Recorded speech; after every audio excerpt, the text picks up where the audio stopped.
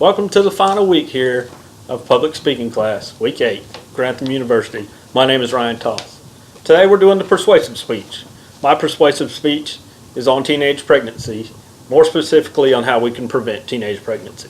My proposal to prevent teenage pregnancy involves free contraceptives and free birth control for teenagers. Now, most parents are sitting there shaking their heads, no, we don't need our kids having access to these kind of things. It just promotes teens having sex. Well, it prevents teen pregnancy. And let's talk about it. Teen pregnancy is a problem in today's society in the United States.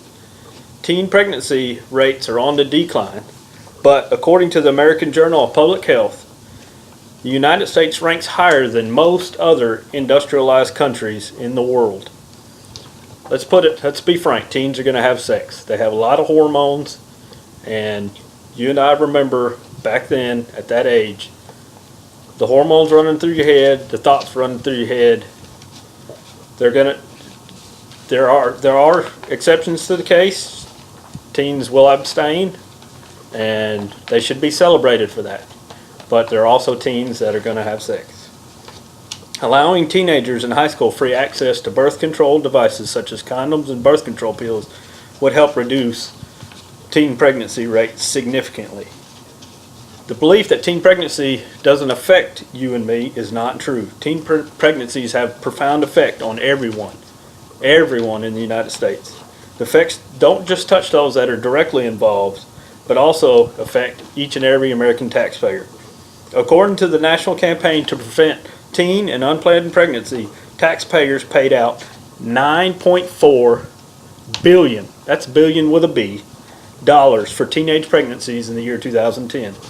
In 2014, there was 249,078 children born to teenage parents. So you have to double that number just to know the number of teenagers that was affected. That doesn't count the number of their parents, friends, family that was affected.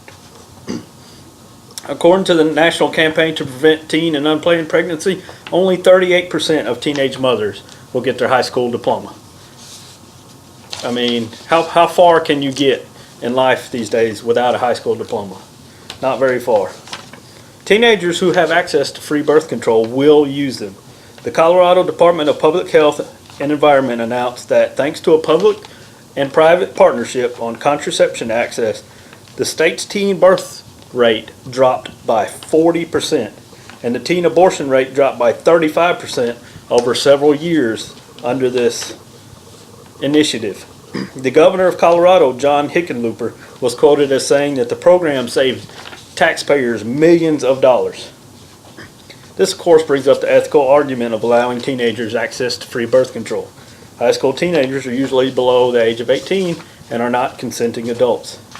Allowing access to these prevention devices without parental consent could bring, of course, liability issues. Parents would normally want to know about their children using these kind of devices, especially if they're under the age of 18. But think about it. You're going through your kid's stuff, or you come across a condom in your son's wallet, your son's jeans, you find birth control pills on your daughter in her purse. Naturally, you're going to be angry and upset. But what does that lead to? The inevitable conversation about the usage of these items and the sex talk. You are forced into it. A lot of parents these days don't want to have it. It's very uncomfortable. I had a daughter that is off to college now. That wasn't a fun conversation. It never is. I have two teenage boys. That conversation is going to be uncomfortable when it comes to that.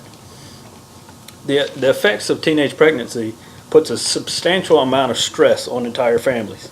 According to the National Conference of State Legislators, 30% of teenage girls who drop out of high school list teen pregnancy as the key reason. Only 40% of teen mothers graduate high school, and only 2% will graduate college before the age of 30.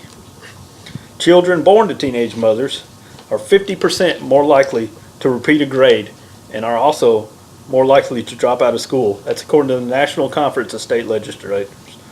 Teen pregnancy affects multiple generations, just not the son or daughter, not the parents, the grandparents. It's not a one-time occurrence that has no bearing on future generations. According to the CDC, teenage pregnancy is one of its 6 top priorities and states that it's been fighting teen pregnancy, and fighting teen pregnancy is a winnable battle. There are parents out there that, of course, are totally against putting these tools in their children's hand and believe that it will promote sex, like I spoke of earlier. They believe that allowing free access to birth control will give their opportunity for their children to have sex. According to the CDC, 47% of teenagers have reported having sexual intercourse, and 15% of those report having multiple sexual partners. Whether parents like it or not, it is very likely that your children will have their first sexual encounter during high school. Parents may not like the choices that their teenagers make, but they would also like the teenagers to protect themselves if they do make the choice to have sex. The bottom line is that even if you do not personally know a teen parent, the issue still affects you. It still affects you, me, and everybody else. It affects your tax money. It affects future American generations. It probably affects your neighbor. You know somebody that knows a teen mom or dad. The act of putting the proper tools in our teenagers' hands and educating them on the ways to properly protect themselves can help everyone in the short and long term. Allowing free birth control to our teenagers will significantly reduce the amount of teen pregnancies in America.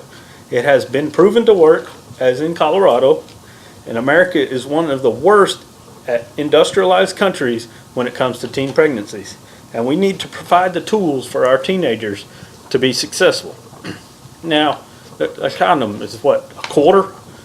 50 cents, you can get them at the gas station for that. If we provided those cheap tools to our American teenagers, there's no telling how much money and lives that could be saved by that. Teenage pregnancies cost hundreds of thousands of dollars. To raise a child, it costs hundreds of thousands of dollars. And to do it without a high school diploma these days is almost impossible. So helping them prevention, there's a lot of hormones going on. Abstinence sometimes just doesn't come to a teenage boy's mind or teenage girl's mind. But if they have the right tools to protect themselves while they're doing this act, everybody is better off in the long term. And like I said, if the parents find out about it, it requires them to have the conversation. There's no hiding from it. It brings it out in the open. They have to discuss it. They have to talk about protecting themselves, and if that's the decision that child makes. There's only positives that can come of this. There are, of course, some negatives that can come of it. The liability issues, but those would pale in comparison to the positives that I mentioned before. I want to thank everybody at this public speaking class. I really enjoyed it. These last 2 months have been really awesome, and I appreciate everybody's feedback. And I want to thank our instructor, Hannah. She's been awesome, and I enjoyed our final speech. And good luck into the future. My name is Ryan Toth again, and I'll see you soon.